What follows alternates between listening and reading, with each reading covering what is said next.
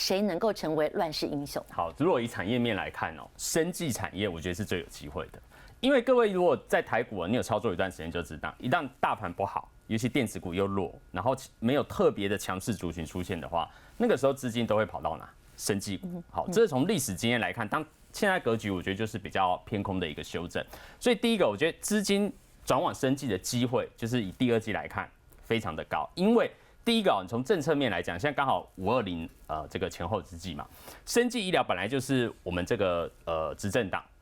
过去一直以来做多的产业之一。好，而且在5月中，好，这个 NGS 的次世代基因定序就会纳入健保了。好，这算是一个政策上面的利多，我们之前大家有谈到。然后再生医疗的一个立法，也有机会到520送立院去表决。好，所以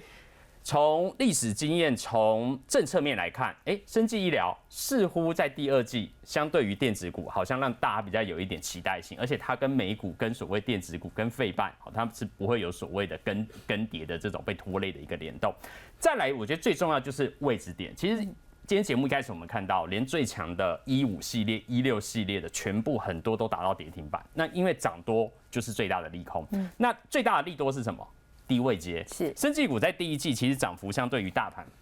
它是落后的，那再来位置点又低，所以我觉得综合以上几点来看，生技股我觉得在第二季转强的机会很高，尤其从今天的盘面，我觉得大概也可以印证我所谈到的。好，